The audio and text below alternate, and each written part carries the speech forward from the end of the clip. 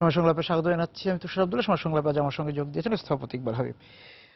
ইকবাল ভাই, আমরা একটু আগুনের বিষয় নিয়ে কথা বলতে চাই। গত রাতে কালবৈশাখী ঝড় বয়ে যাওয়ার পরপরই কারণ বাজারে যে মার্কেটে আগুন লেগেছিল সেই আমরা সরাসরি সম্প্রচার করেছি, আপনি হয়তো দেখে থাকবেন, অন্যরাও সম্প্রচার করেছে। সেই জায়গায় আমরা দেখলাম পুরো যে আহ, যাদের দোকান, যারা ক্ষতিগ্রস্ত, তাদের কাছ থেকে আমরা ওই সময়কালে বারবার শুনতে পাচ্ছিলাম যে পানি নাই, পানি নাই।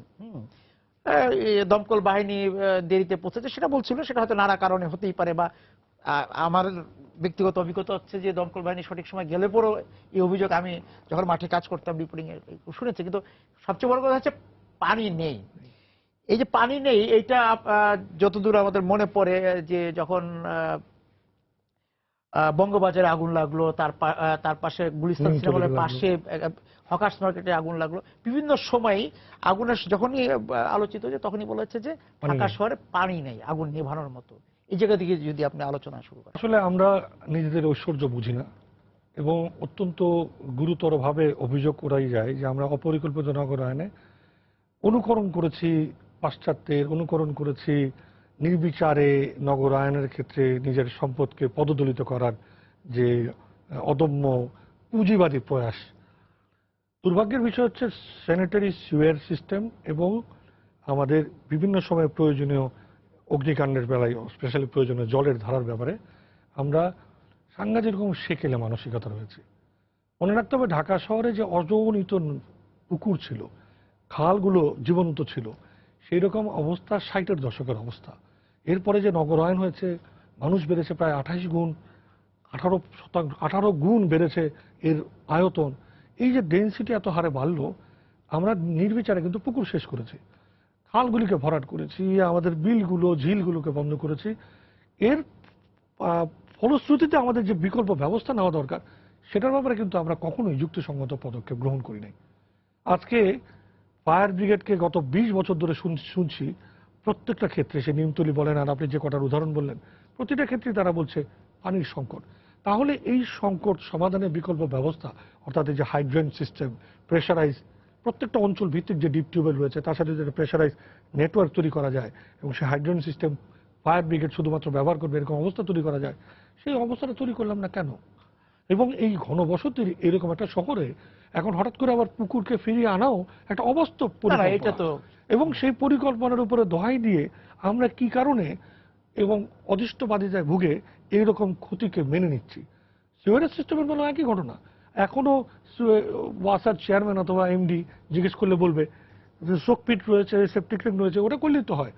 সেই সিস্টেম ওই 10 কাঠা জমিতে একটি বারের বেলায় প্রযোজ্য হতো, এখন তো সেটা সম্ভব না। এখন এত বেশি মানুষ, এত ঘনবসতি এবং এইভাবে পাকা করে ফেলেছে, 5 কাঠার মধ্যে যত মানুষ থাকে, সেই রকম সাপেক্ষে শোকপিট এবং সেপটিক ট্যাঙ্ক একদম অপাঙ্ক্তেয়। আমি সেজন্য মনে করি পানির এই অভাবের ঘটনাটা হঠাৎ করে আগুনের সময় না, পরিকল্পিত যাত্রা অভিযোজন করার জন্য এটা প্রয়োজন, সেটা না করার যে আহম্মকি ভাব, সেই ভাবধারার এটি আরেকটা উদাহরণ। কিন্তু ক্ষতিটা হলো কার? এই যে আগুনটা লাগলো, একটা বৃষ্টির পরের ঘটনা, চিন্তা করা যায়। এবং কনফাইন থাকলো, দেখেন ঠিক যারা অবৈধভাবে মার্কেটটা করেছেন তাদের অনেক রকম প্রশ্ন উঠতেই পারে যে আগুনটা তাহলে অতটুকু কনফাইন কেন থাকলো, আগুনটাকে কেউ লাগালো না, নিজে নিজে লাগলো, যদি নিজে নিজে লেগে থাকে তাহলে এই রকমের বিপজ্জনক ভাবে আগুনের বা বিদ্যুতের ব্যবহার বা কেন হবে? বা এরকম একটি জায়গা শহরের একদম প্রাণ কেন্দ্রিত এখন কারণ বাজার, এরকম অবৈধ স্থাপনা বা অবৈধ এরকম মার্কেট, বা এই কালকে যখন আগুন জ্বলছিল ছড়িয়ে পড়ছে, নানাভাবে শোনা যাচ্ছিল গ্যাস সিলিন্ডার বিস্ফোরণ হচ্ছে, বিদ্যুতের তার, মানে সবকিছু মিলে কিন্তু কর্তৃপক্ষগুলো কিন্তু ওই মার্কেটের পাশে, ওয়াসা বলেন, তিতাস বলেন, সবাই কিন্তু আপনি কি মনে করেন আগুন জ্বললে সিটি কর্পোরেশনের পাশে, আগুন জ্বললে সিটি কর্পোরেশন অফিস অথবা ওই পত্রিকা অফিসগুলো কেউ বাঁচবে? ওয়াসা ভবনের কেউ বাঁচবে? আগুন তো কাউকে চেনে না, আগুন তো আর ওয়াসা ভবন দেখলে থেমে যাবে না। আমার দুর্ভাগ্যর জায়গাটা আমি যেটা মনে করি, এই যে অপরিকল্পিতভাবে অবৈধভাবে সংযোগের কারণে বিপজ্জনক অবস্থা বিভিন্ন জায়গায় পকেট পকেট করে তৈরি করেছে, সেটি যে আমাদের সর্বগ্রাসী হতে পারে সেই ভাবনাটা কেন জানি আমরা ভাবছি না। অর্থাৎ ও অবৈধভাবে কোনো রকমে করছে, আমি দেখলাম না, ভাব করলাম, কার্পেটের নিচে ময়লাটাকে লুকিয়ে রাখলাম। কিন্তু আগুন যদি লাগে, যখন অঘটন ঘটে তখন কিন্তু কাউকে ছাড় দেয় আচ্ছা, ওই না। যে একটা বিষয়, এটাও মানে এই আলোচনাটা অনেকে মানে কিভাবে নিবে জানি না, কিন্তু এটা তো আমরা দুজন আলোচনা করতেই পারি যে বলা হয় যে আমাদের যথেষ্ট লোকবল নেই এই যে অবৈধ স্থাপনা, অবৈধ ভাবে বসতি করা, মার্কেট করার ক্ষেত্রে, বিদ্যুতের ব্যবহার, গ্যাসের ব্যবহারের ক্ষেত্রে। কিন্তু এই যে এই অফিসগুলোর, এই কার্যালয়গুলো বা প্রধান কার্যালয়গুলোর পাশের যে স্থাপনাগুলো অবৈধভাবে, সেগুলি দেখার জন্য খুব বেশি লোকবল দরকার।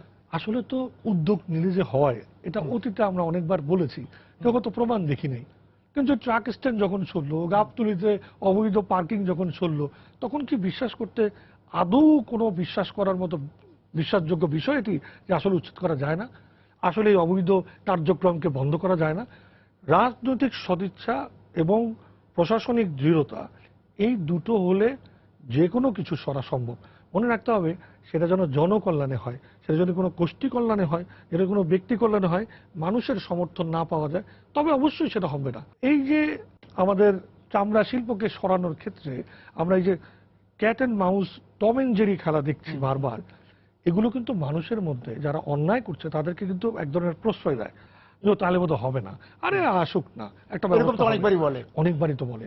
আসলে এই অনেকবারে বলে এটাকে একদম শেষ করে দেওয়ার সময় হয়েছে। যা সিদ্ধান্ত না হবে সেটা শেষ পর্যন্ত কার্যকর করার জন্য একদম সুপরিকল্পিতভাবে নামা, তার মানে নামার আগেই নিশ্চিদ্র পরিকল্পনা করে নামা। আর সবচেয়ে গুরুত্বপূর্ণ বিষয় হচ্ছে কারণ বাজারের ঘটনাটি দেখেন না, ঠিক ওই চামড়া শিল্পের মতো অনেকবার কিন্তু তারা কথা দিচ্ছে আমরা চলে যাব, আমরা সরে যাব। চলে যাব বা সরে যাওয়ার প্রতিশ্রুতির সাথে অবিন্যস্তভাবে বিশৃঙ্খলভাবে বিদ্যুৎ কানেকশন নিয়ে ব্যবসা বাণিজ্য চালিয়ে নেওয়ার কোনো সম্পর্ক নাই। সেটি কোনো আমরা রোহিত করছি না। কেন আমি বিদ্যুতের কানেকশন বন্ধ করে দিচ্ছি না? যে তুমি অবৈধভাবে আছো সেটি একটি অপরাধ, কিন্তু তুমি যে বিপজ্জনকতা তৈরি করে থাকছো সেটি তো সকলের জন্য অপরাধ, সকলের জন্য। তাই না? আমার বাড়ির পাশে কেউ যদি একটা অবৈধভাবে অননুমোদিত রাজুকের বাড়ি বানায়, সবার জন্য মানে সে তো আমার বিপদে। জন্য হুমকি। আমি সেই কারণে নির্বিকার থাকার কোনো সুযোগ নাই। এই নির্বিকার থাকার মানসিকতা তৈরি করে করে কিন্তু আমরা এখন পুরো নগরীকে এবং এই বিপন্ন করেছি। হ্যাঁ, যে পুরো নগরীর কথাটা বলে নির্বিকার ভাবে থাকার কারণে মানে যে যেহেতু পরিকল্পনার বিষয়ে আলোচনা করছি, এই যে আমাদের কেন্দ্রীয় কারাগার সরিয়ে নেওয়া হচ্ছে কেরানীগঞ্জে, ওখানে আমরা শুনতে পাচ্ছি যে একটা হচ্ছে যে ওখানে স্মৃতি জাদু করতে হবে বঙ্গবন্ধু এবং চার নেতাদের, সেটা তো আলাদা বিষয়, সেটা জি। থাকবেই।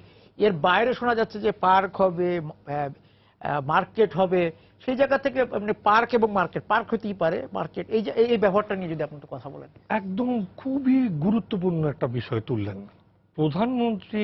আগের বারও যখন প্রধানমন্ত্রী ছিলেন, এবারও যখন উনি এই কারাগার উদ্বোধনের সময় ওনার যদি বক্তব্য শোনেন, তিনি যেই বক্তব্য বলছেন, আমরা যারা নগর আন্দোলন করি অথবা যারা পরিকল্পনাবিদ হিসেবে কাজ করছে মাঠে ময়দানে, তাদের সকলের লক্ষ্য ছিল পুরনো ঢাকাকে বাঁচানোর জন্য এই কারাগারটা চলে যাওয়াটা একটা বিরাট বিরাট বিরাট বিরাট ব্লেসিংস। এবং আমরা সবাই জানতাম এবং ভেবেও ছিলাম তাই, যে প্রধানমন্ত্রীর নির্দেশনা অনুযায়ী বা ওনার সেই স্বপ্ন অনুযায়ী এটি একটি গণপরিসরের কেন্দ্র হবে। গণপরিসরটা কেন? গণতান্ত্রিক সরকার এবং গণতান্ত্রিক মানসিকতার প্রকাশ কিন্তু, যদি স্পেটিয়াল প্রকাশ বলি, পরিসরের প্রকাশ বলি, স্থানের প্রকাশ বলি, সেটি কিন্তু এই গণপরিসর। তো গণপরিসরটা কেমন? পার্ক হবে, মিউজিয়াম হবে, উন্মুক্ত মঞ্চ হবে, পুকুর থাকবে এবং এই পুরো অঞ্চল জুড়ে অনেকগুলো খেলারও জায়গা থাকবে। ছোটখাটো লাইব্রেরিও তৈরি হতে পারে। বঙ্গবন্ধু যেখানে কারাগারে ছিলেন, চার নেতাকে যেখানে মারা হয়েছে, সেগুলো আবার স্মৃতি জাদুঘরের মতো করে রাখা হবে। তারপরে পুরো অঞ্চলটা মানে প্রো পিপল, মানুষের অঞ্চল হিসেবে, গণমানুষের অঞ্চল হিসেবে তৈরি হবে। কিন্তু দেখেন চকবাজারের পাশে একটা আবার ওই প্রেশার, কিন্তু পুঁজিবাদী প্রেশার কিন্তু রয়েছে। সেটা আমরা জানতাম বলেই এইটাকে আমরা মোটামুটি একটা সকলের একটা সর্বত সিদ্ধান্ত হিসেবে গ্রহণ করেছিলাম আজকে। এবং অনেকগুলো আর্কিটেকচারাল বিশ্ববিদ্যালয়, যেগুলো যেসব বিশ্ববিদ্যালয় আর্কিটেকচার ডিপার্টমেন্ট আছে, প্ল্যানিং ডিপার্টমেন্ট আছে, তাদের অসংখ্য প্রকল্প তৈরি করা আছে স্টুডেন্টদের। সেগুলোতে সব দেখানো হয়েছে কিভাবে সেটাকে আবার ভারসাম্যপূর্ণ উন্নয়ন, আবার সেটা ইকোনমিক্যালি ভায়াবল করা যায়, অর্থাৎ সাস্টেইনেবল করা যায়। এখন দেখেন ঠিকই ওই লোভী গোষ্ঠীগুলো, ওই কোটারি স্বার্থের মানুষগুলো, তারা কিন্তু ঝাঁপিয়ে পড়ছে বিভিন্ন রকম মজার মজার পরিকল্পনার কথা, ইনভেস্টমেন্ট প্ল্যানের কথা বলে। এই যে একমাত্র নিঃশ্বাস নেওয়ার সুযোগ তৈরি করা, এবং সেই নিঃশ্বাস নেওয়ার সুযোগ কিন্তু শুধু এটাকে কেন্দ্র করে না। আপনি বিশ্বাস করেন পরিকল্পনাগুলি যদি বাস্তবায়িত হয় যথাযথ, এই কারাগারকে ঘিরে বুড়িগঙ্গা নদী পর্যন্ত বিভিন্ন রকমের ওপেন চ্যানেল তৈরি হবে, রাস্তাগুলো সে আগের সড়কগুলো আবার ফেরত আসবে, ঋত গৌরব ফেরত আসবে, এবং পুরনো ঢাকা হবে আরেক ধরনের সুন্দর বসবাসযোগ্য একটা জায়গা। সেই জায়গায় হঠাৎ করে যদি ঘূর্ণিঝড় হয়, হঠাৎ করে যদি আগুন ধরে, হঠাৎ করে আল্লাহ না করুক ভূমিকম্প হয়, মানুষ দৌড়ে কিন্তু এই উন্মুক্ত স্থান, এই গণপরিসর, পাশে বুড়িগঙ্গা, আবার গরম বেশি পড়লো বা সবাই মিলে কিন্তু ওই জায়গাটা আবার মিলিবে একটা জায়গা তৈরি হবে। তো বুড়িগঙ্গা থেকে এই জায়গা পর্যন্ত যে বিরাট একটা নতুন করে এই শহরকে ঘুরে দাঁড়ানোর, হাতের ঝিলের মতোই ঘুরে দাঁড়ানোর যে সম্ভাবনা, সেই সম্ভাবনার একমাত্র উপায় হলো এই আমাদের এই শহরে এই মানে বিপণী বিতান কত দরকার। আসলে তো বিপণী বিতান নয়, একদল লোককে বড় লোক বানানোর প্রচেষ্টা। রাজক যেভাবে করে পূর্বাচল বা ঝিলমিল প্রকল্পের মাধ্যমে এক ধরনের মধ্যস্বত্বাভোগী মানুষকে বড় লোক বানানোর কতগুলো চিরকুট বিক্রি করে, ঠিক সেই রকমের এই দোকানপাট করা হচ্ছে কার জন্যে? এক ধরনের ভোক্তা রয়েছে, এক ধরনের কোটারি স্বার্থ, যারা এই বিভিন্ন দল গোষ্ঠী নাম দিয়ে এই ব্যবসা বাণিজ্যের নামে তারা কিন্তু প্রতিষ্ঠিত হয়ে যাবে, অর্থনৈতিক প্রতিষ্ঠা অ্যাট দ্য কস্ট অফ আমাদের আমরা দেশের বিভিন্ন মানে জায়গাতে দেখছি বিভিন্ন জেলা উপজেলা পর্যন্ত বিপণী বিতান হয়ে যাচ্ছে, রাজধানীতে হলো। কিন্তু বিদেশে আমরা কি দেখি যে একটি জায়গার মধ্যে, একটি এলাকার মধ্যে বিপণী বিতান কয়টা? বিপণী বিতান পরিকল্পনাবিদরা সবাই আমরা জানি, বিপণী বিতান অঞ্চল ভিত্তিক নির্দিষ্ট জায়গায় হবে এবং সবাই ওই জায়গায় গিয়ে হাজির হবে। একটা বিপণী বিতানের সাথে অনেকগুলো বিষয় জড়িত রয়েছে। পার্কিং এর ফ্যাসিলিটির ব্যাপার রয়েছে, অনেক গাড়ি সমাগম হবে, তার জন্য সেরকম প্রশস্ততার সড়কের প্রয়োজন রয়েছে, এবং তার জন্য প্ল্যানিং কতগুলো নর্মস বা প্রিন্সিপালস আছে, সেগুলোকে মেনটেন করে একটা বিপণী বিতান করতে হয়। এই যে যত্রতত্র বিপণী বিতান তৈরি করছেন, এর জন্য যে যানজট তৈরি হচ্ছে, তার জন্য পুরো এলাকার মানুষ যে ভুক্তভোগী হচ্ছে। এবং আমরা যদি ধানমন্ডি 27 নম্বর থেকে নিউ মার্কেট পর্যন্ত দেখি, একই চরিত্রের অনেক বিপণী বিতান হয়ে গেছে। এবং আমরা দেখতে পাই যে এটা শুরু থেকে আপনিও নিশ্চয়ই দেখেছেন যে নিউ মার্কেটের পরবর্তী সময় বিভিন্ন সময় যে মার্কেটগুলো হলো, 90 পরবর্তী যে মার্কেটগুলো হলো, একই চরিত্র রয়েছে। এবং কিছুদিন কোনো কোনো মার্কেটে প্রচন্ড ভিড় থাকে যেহেতু নতুন মার্কেট, তারপর কিন্তু আর সেই মার্কেটের প্রতি মানুষ নতুন আরেকটি নতুন মার্কেটে যায়। অ্যাকচুয়ালি এইটি হচ্ছে বিনিয়োগের ক্ষেত্র, অর্থাৎ আমার টাকা আছে, আমি কোথাও বিনিয়োগ করা দরকার, অতএব একটা দোকান কিনে বিনিয়োগ করি। এটা যে একটা বাণিজ্যিক কার্যক্রমের জন্য প্রফিট মোটিভেটেড অ্যাটিটিউড থেকে করা, আপনি যদি আইআরআর করেন, ইন্টারনাল রেভিনিউ রিটার্ন করেন, তাহলে দেখবেন যে রিটার্ন কেমন হচ্ছে না। কিন্তু ওই যে আমার তো পজিশনে আমার একটা সম্পদ থাকলো, আমি মনে করি ভূমিকে সম্পদ হিসেবে ব্যবহার করা, বিনিয়োগের ক্ষেত্র হিসেবে ব্যবহার করা বড় লোকের জন্য, এটি যতক্ষণ পর্যন্ত আপনি নজর না দেবেন, সরকার যতক্ষণ পর্যন্ত আমার এই স্বল্প ভূমি ৫-৫০ বর্গমিটার তো পারছে না, ১৬ কোটি ১৮ কোটি হবে, ২০ কোটি হবে, ২৪ কোটি হবে, ৩০-এ, এই মানুষগুলো যদি ধারণ করতে হয়, ভূমিকে বিনিয়োগের ক্ষেত্র পণ্য বানানোর এই প্রচেষ্টাকে। এবং আপনি কি আমার সাথে একমত হবেন কিনা জানি না যে শহর দূষণের একটা বড় বিষয় কিন্তু এই বিপণী বিতান। অবশ্যই, শুধু দূষণ না, যানজটের অন্যতম প্রধান কারণ সবকিছু মিলে দূষণটা তৈরি হয়। বিদ্যুতের অতিরিক্ত যে টান চলছে, পড়ার জন্য একটা ছাত্র ছাত্রী পরীক্ষা চলছে, তার পড়ার জন্য বিদ্যুৎ নাই, বিপণী বিতানে ঝলমল করছে। এই জায়গাগুলো যদি আমরা না দেখি, এই যে আমরা বলি না যে শোষণহীন বৈষম্যহীন সমাজ প্রতিষ্ঠা করবে, ধরেন না এই দলগুলোর আপনি ম্যানিফেস্টোতে দেখেন, তার সবচেয়ে বড় উদাহরণ হচ্ছে বৈষম্য তৈরি হচ্ছে এখানে। আপনি গেলেন দক্ষিণ খান, উত্তর খান, বাড্ডা, কারেন্ট নাই, পড়তে পারছে না মানুষ, ঘুমোতে পারছে না অসুস্থ মানুষ, আর এখানে বিপণী বিতানে ঝকমক করছে। কতক্ষণ সহ্য করবেন, কেন সহ্য করবেন? এবং সে কারণে বলছি, এই বিপণী বিতান তার যে এনার্জি কনজাম্পশন, তার যে যানজটের উৎস তৈরি করা, যেখানে সেখানে গাড়ি তো রাখতেই হবে। আমি যদি দোকানে যাই, আমার গাড়িটা কোথায় রাখবো? পার্কিং গুলোও কিন্তু নাই। আপনি যে অঞ্চলটার কথা বললেন, ওই রাস্তায় কি পার্কিং ওয়ালা শপিং সেন্টার কয়টা আছে? যাওয়া আছে, নামে মাত্র আছে। তার মানে হচ্ছে এই অনাচারকে যদি আপনি ছাড় দেন আর আপনি ভাবেন যে আমি জাস্টিস করছি to the whole people, it is completely mockery. আমরা এই মকারির মধ্যে আছি, সামনেও চলবো। আমি শুধু একটা জিনিস আপনাকে আমার একটু মনে করিয়ে বলতে চাই, অনেক ঘটনাগুলি ঘটলে আমরা সবাই সরব হই। নিমতলির ঘটনার পরে সরব হই নেই, প্রথম ২-৩ বছর প্রতি বছর উদযাপনের সময় সরব হই নেই। কোন মিডিয়া রয়েছে, কোন আন্দোলনকারীরা বাদ রয়েছে? কিন্তু কি হলো নিমতলিতে? এখনো কি সেখানে দাহ্য বস্তুকে হ্যান্ডেল করছে এরকম শিল্প নাই, গুদাম নাই? তাহলে আসলে আমরা করছিটা কি? করছি এক ধরনের নিজের সাথে নিজে প্রতারণা। প্রতারণা করছে। আমাদের সামনে বিভিন্ন রকম ইশারা ইঙ্গিত থাকে যে নতুন শহর হচ্ছে, সেই জায়গাগুলোতে আমরা উত্তরার কথা বাদই দিলাম, উত্তর তো শেষ। এটার যদিও তৃতীয় পর্ব, বিভিন্ন রকম পর্বর কথা আমরা শুনি, কিন্তু পূর্বাচল আছে এবং পূর্বাচলকে ঘিরে বিভিন্ন রকম সিটি তৈরি হচ্ছে। আমরা বিজ্ঞাপন দেখি, বা কতটা সেগুলো বৈধ অবৈধ সেই প্রশ্ন তো আপনি আমার চেয়ে ভালো জানবেন। কিন্তু সেই শহর আসলে কিরকম শহর হচ্ছে শহরগুলো? খুবই দুর্ভাগ্যের বিষয় কি জানেন, আমরা এই শহরগুলোর পরিকল্পনার শুরু থেকে শেষ পর্যন্ত সামগ্রিকতাটা হারিয়ে ফেলি। সামগ্রিকতাটা কিরকম? ধরেন আমি যে অঞ্চলটার কথা বলেন সেটা নিয়ে যদি বলি তাহলে পুরোটা বোঝা যাবে। পূর্বাচল একটি অত্যন্ত উঁচু নিচু নদী খাল বিস্তৃত ইউসুফগঞ্জ বলে একটা জায়গা। তো তার প্রকৃতি, পরিকল্পনার প্রকৃতি হওয়া উচিত এই উঁচু নিচুকে ধরে, খালগুলোকে জলগুলোকে ধরে সেভাবে পরিকল্পনা, প্রাকৃতিক একটা শহর হতে পারত, উপশহর। আর উপশহর হলেই তো হয় না, তাকে আবার মেজর রুট দিয়ে, রেল দিয়ে হোক, সড়ক ব্যবস্থাপনা দিয়ে হোক, এইখানে যতটা ভলিউম হবে, মানুষ হবে, সেই মানুষ যেন শহরে আবার কানেক্টেড থাকতে পারে মূল শহরের সাথে, সেটাকে নিশ্চিত করা, যুক্ত থাকা, এই ছিল পরিকল্পনা। হলো তাই। কিন্তু দুর্ভাগ্য কি জানেন, পরিকল্পনাটা বাস্তবায়ন হতে হতে প্রায় 21 বছর, এবং ততক্ষণে 3টি সরকার বদল হলো, এবং 3টি সরকারের নতুন নতুন চাহিদা তৈরি হলো যে আমার প্লট কই, আমার দলের প্লট কই, আমার লোকের প্লট কই। এবং সবার আগে নিকেশ হলো কি জানেন, ওই টিলাগুলো। সবার আগে মারা গেল কে? খালগুলো, গাছগুলো। প্রকৃতি দত্ত যে সম্পদ ছিল সেটা নিয়ে যে পরিকল্পনা হয়েছিল সেটাকে বিনাশ করা হলো, এবং বড় বড় প্লট করে একটা যে ডেনসিটি কন্ট্রোল ছিল সেটাকে ছোট ছোট প্লট বানিয়ে ডেনসিটি আরো বাড়ালো। এখন আবার অ্যাপার্টমেন্ট হচ্ছে।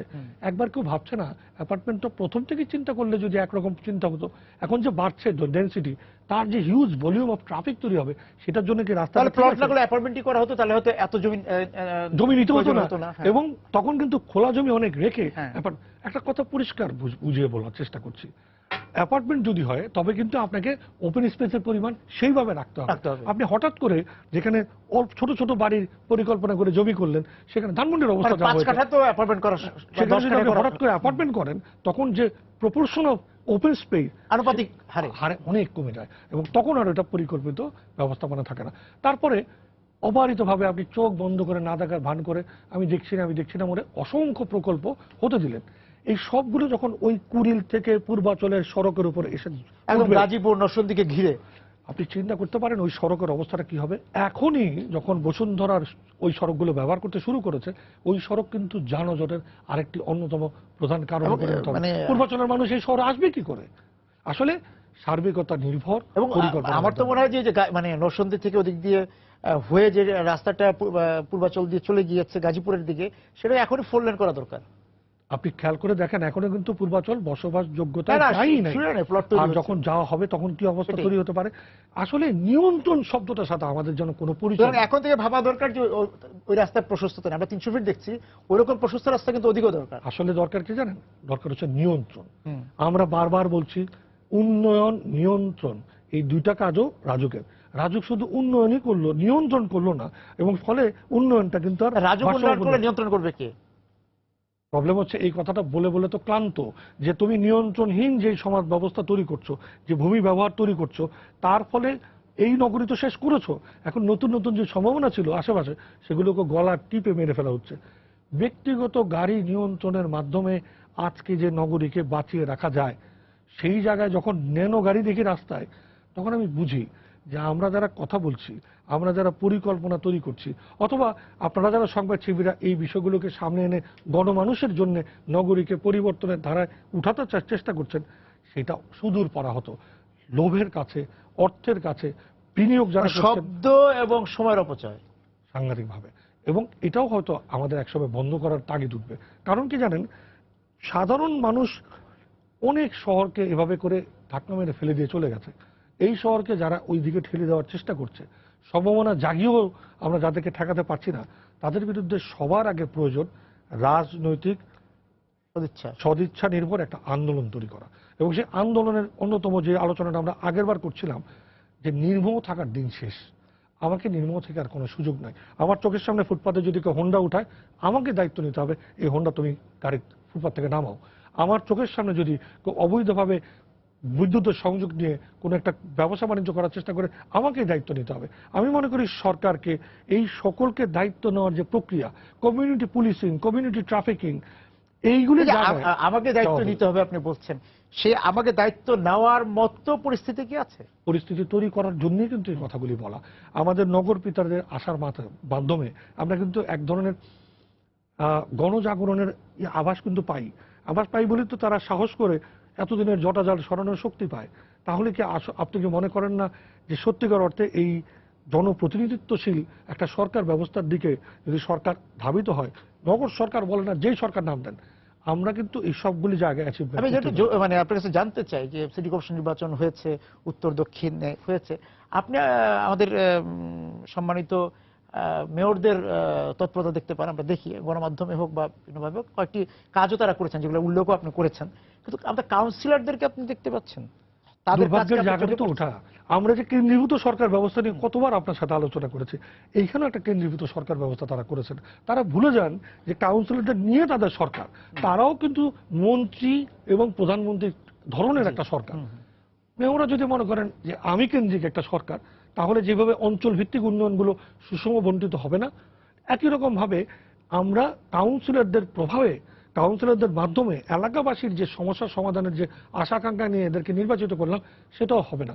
মনে রাখতে হবে, মেয়ররা যতক্ষণ পর্যন্ত এই একনায়ক সুলভ মনোভাব থেকে, খোলস থেকে বেরিয়ে না আসতে পারবে, যেমনি করে তারা শক্তিশালী হতে পারবেন না, তেমনি করে তাদের কাজগুলো যথোপযুক্ত এবং যথার্থ কাজ হবে না। এই জায়গাগুলো আমার মনে হয় এখনো বোঝার ভুল রয়েছে, এবং সেটা যত শীঘ্রই তারা এই ভুল ভাঙবে, যত শীঘ্রই তারা জনগণের আওয়াজ শুনতে কি পাও, কিন্তু তাদের যে মধুচন্দ্রিমা কাল হতে না হতে তো আবার মেয়াদ শেষের সময় চলে আসে। দুর্ভাগ্যের বিষয় আমার কাছে মনে হয় যে 1 বছর অতিক্রমের পরে অনেকেই প্রশ্নগুলো আমাদেরকেও করেন, আমরা যারা ওনাদের সাথে রয়েছি। আমাদের দুঃখটা হচ্ছে এই যে প্রথম 3-4 মাস হতো এই মধুচন্দ্রিমা কাল, পরিকল্পনা করা, জিনিসগুলিকে বোঝা, এটার জন্য গুড এনাফ। কিন্তু 1 বছর অনেকটা সময়।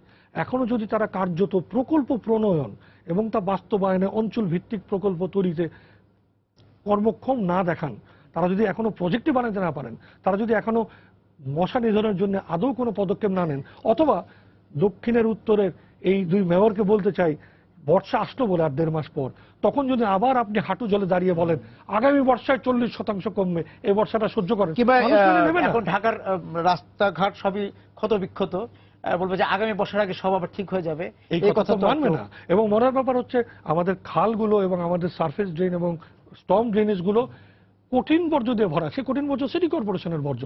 আমরা কি গ্রামের কচুরিপানা মফস্বলে, যে আপনি নিশ্চয়ই জানেন মফস্বলে কচুরিপানা সবাই মিলে একসাথে সরায় ইউনিয়ন পরিষদের চেয়ারম্যান মেম্বার, আমরা ঝাড়ু দিতে দেখেছি।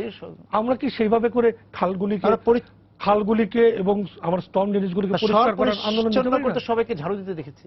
ওই ঝাড়ু কোথা থেকে শুরু হবে, কোথায় শেষ, সেটাও আমরা দেখেছি। ভাই, এই যে এখন বৈশাখ প্রায় চলে যাচ্ছে, এই গ্রীষ্মের সময় কিন্তু আমরা শহরকে যতটা সুন্দর দেখি এই 6 ঋতুতে, আমার কাছে মনে হয় যে গ্রীষ্মতে বা বৈশাখে আমাদের অন্তত আমাদের ঢাকা শহরকে খুব বেশি সুন্দর দেখতে পারি, কারণ পুরো শহরে ফুল ফুটে আছে। আপনারা যে হাতির ঝিলের যে পরিকল্পনা করছে, হাতির ঝিলের ছোট ছোট গাছেও আমি সোনালু জারুল দেখতে পাই, এবং ঢাকা বিশ্ববিদ্যালয়, ধানমন্ডি, গুলশানের রাস্তাটা আছে। এরকম এই সময়টাকে এত সুন্দর শহর দেখেও তো আমাদের 2 মেয়র এবং যারা কর্তৃপক্ষ আছেন তাদের এই শহরকে সুন্দর বানানোর ইচ্ছা কেন জাগবে না? ইচ্ছা যে জাগে নেই তা আমি বিশ্বাস করতে চাই না। তাদের কথা শুনে ইচ্ছা জেগেছে, কিন্তু সেই ইচ্ছাটাকে ওনারা বাস্তবায়ন প্রয়োগে পিছিয়ে আছেন। একটা কথা পরিষ্কারভাবে মনে রাখা দরকার, যে এখন আর কিন্তু ওই রকমের শহরের উত্তাপ এবং পরিস্থিতি নাই যে আপনি গাছ লাগালে গাছ হবে। আমরা শহরকে উত্তপ্ত করেছি, শহরের চারপাশে কনক্রিট এবং কাঁচ দিয়ে অনাচ্ছাদিত অবস্থা এমনভাবে তৈরি করেছি যে আমাদের কিন্তু এখন এই শহরে যদি পরিকল্পিতভাবে আমরা চেষ্টা না করি, গাছ লাগানো যাবে না। তার মানে এখন তাদেরকে মাঠে নামতে হবে, গাছ লাগানো। সবুজ করার আন্দোলন কিন্তু শুধুমাত্র ওই ফুটওভার ব্রিজের লতাপাতা লাগানোর আন্দোলন নয়। এটাকে যেমনি করে বুঝতে হবে, তেমনি করে এটাও বুঝতে হবে যে সত্যিকার অর্থে এই যে সময়টা, এই সময় আরেকটি ঘটনা ঘটে, হঠাৎ করে পশলা বৃষ্টি হয়ে আমাদের ধুলো ঝড়টাকে কমিয়ে দেয়। তাইলে আমাদের এই যে সকালবেলা ঝাড় দেওয়ার যে টেন্ডেন্সি, সেখানে যে পানির ব্যবহারের মাধ্যমে এটিকে ধুলোটাকে নিয়ন্ত্রণ করা যায়, এটিও কিন্তু আমরা শিখতে পারি এই জায়গা থেকে। প্রকৃতি কিন্তু আমাদেরকে অনেক কিছু শেখায়, এবং গতকালের ঝড়টা হয়ে যাওয়ার পরে আপনি যদি ঘুরে থাকেন, আমি ঘুরেছি, জি। অসম্ভব সুন্দর একটি নগরী, ভালোবাসতে ইচ্ছা করে। আমরা এই ভালোবাসাটা হ্যাঁ, তৈরি এবং করতে পারি না। কালবৈশাখী আসার আগেও আমরা ঘেমেছি, আমরা ওই যে বললাম যে মানে অ্যাকুরিয়ামের মতো হয়ে গেছে আমাদের শহর, কাঁচ আর কংক্রিট দিয়ে, তারপরেও কিন্তু জারুল দেখে এক ধরনের প্রশান্তি এসেছি। হ্যাঁ, কৃষ্ণচূড়া দেখে প্রশান্তি এসেছি। আমরা ভালোবাসি সুন্দর শহর, কিন্তু কিন্তু আমরা দূষণের বিলবোর্ডের কথা বলছি, যে বিলবোর্ড আমরা নামাতে পারিনি। ঢাকাতে না মারা গেল, নরসিংদীতে একজন মারা গিয়েছেন গতকাল বিলবোর্ড পড়ে। দুর্ভাগ্যের জায়গা হলো কি, আমরা একটা জিনিস ভুলে যাই যে we have to have a continuity of any effort of hours. আমাদের যে কোনো উদ্যোগকে একটা ধারাবাহিকতার মধ্যে রাখতে হবে। বিলবোর্ডকে পুরোপুরি নামিয়ে আমি আবার নিজে বিলবোর্ড দিতে পারি না, সেরকম চিন্তাটাও আমাকে করতে হবে। এবং এই বিষয়ে একটা নীতিমালা তৈরি করার যে সিদ্ধান্ত ছিল সেটাকে দ্রুত বাস্তবায়ন করতে হবে, তা নাহলে আবার কিন্তু বিভাগগুলি পপ আপ করতে পারে। আর পরিষ্কার পরিচ্ছন্নতা এবং সবুজায়ন, এটি কিন্তু ওই তোলা দুধে পোলা বাঁচানো, মানে কোনো রকম এখানে ওখানে লাগিয়ে কিন্তু এই ঘটনাটা ঘটবে না। আমি মনে করি এই বর্ষা আসার আগে আমাদের সমস্ত খালগুলো, যেগুলো কঠিন বর্জ্য সিটি কর্পোরেশনের বর্জ্য দিয়ে বন্ধ, আমাদের যে এই পান্থপথে আপনার কাছে পান্থপথের নলেজ বিশাল বিশাল যে স্ট্রং ড্রেনেজ, যেগুলো একদম বক্স কালভার্টগুলি ঠকঠকে ময়লায় বন্ধ, এগুলো কচুরিপানা সরানোর মতো একটা বড় উদ্যোগ সিটি কর্পোরেশন মেয়ররা নিক। এবং নিলে যেটা হবে, সত্যিকার অর্থে 30%, 40% এবারের জলজট কম হলেও হতে পারে। আবার পাশাপাশি বৃক্ষরোপণের কার্যক্রমটা প্রতিটি ওপেন স্পেস, উদ্যান এবং খেলার মাঠের পাশাপাশি গ্রিন স্পেস তৈরি করার একটা প্রয়াসের মধ্যে যেতে হবে। অর্থাৎ গাছটা লাগাতে হবে, এখন গাছ লাগানোর সময়। আমরা এখানে শুধুমাত্র এখানে ওইখানে কতগুলি সবুজের ছোঁয়া দিয়ে এই যে পল্লবিত তরু পল্লব দেখছি, তার প্রসারের অবস্থা, টবে গাছ লাগানোটাই বৃক্ষরোপণ না। এইটা হলো সবচেয়ে গুরুত্বপূর্ণ জায়গা। এই জায়গা বোঝার জন্য আমি যেটা মনে করি, স্পষ্ট করেই বলি, সোহরাওয়ার্দী উদ্যানের মতো আরেকটি উদ্যান ব্রিটিশ আমলের পর থেকে তৈরি করতে পারি নাই, কিন্তু এখনো আমাদের পুরনো বিমানবন্দরে সেই সুযোগ রয়েছে। সেখানে আমরা যখন দেখি নতুন নতুন রেস্টুরেন্ট তৈরি হচ্ছে, নতুন নতুন ওই এক্সিবিশন স্পেসের পাশাপাশি নতুন নতুন কিয়স্ক তৈরি হচ্ছে, খাবারের দোকান তৈরি হচ্ছে, তখন বেদনায় বুক ভরে যায় যে আসলে কি তাহলে আমরা আমাদের সুযোগগুলো শেষ পর্যন্ত হারাবো। এবং আবার আলাপ আলোচনা শুনতে পাচ্ছি যে পুরনো এখান থেকে কারাগার চলে যাওয়ার পর সেখানে কিছু ব্যবসা বাণিজ্যের কার্যক্রম এখানে ঢুকতে হবে। তো আমরা এই পুঁজি নির্ভর মানসিকতা থেকে সরে কিছুটা যদি গণমানুষের জন্য বিনিয়োগ না করতে পারি, এই নগরীকে বসবাসযোগ্য করা যাবে না। তবে আমি আশাবাদী মানুষ, এই জন্য আশাবাদী, আমি তো দেখতে পাচ্ছি যে জনপ্রতিনিধিদের দ্বারা কত বড় বড় কাজ করা সম্ভব। কাজ তো জনপ্রতিনিধিরাই করবে। এবং সেই জায়গায় এখন যেহেতু জনপ্রতিনিধিরা প্রশাসকের বদলে কর্তৃত্ব এসছেন, এখন যেহেতু সরকারের সর্বমহলে তাদেরকে সাহায্য করার একটা মানসিকতা রয়েছে, এখন কিন্তু মেয়রদের আর মুখের কথায় আলোচনার মধ্যে, কিন্তু ওই জায়গাটা আমাদের সময় প্রায় শেষের দিকে, যে আমরা মেয়রদের উদ্দেশ্যে বলছি, কিন্তু ওই যে সমন্বয়টা কি তৈরি হয়েছে গত প্রায় এই যে 1 বছরের মধ্যে?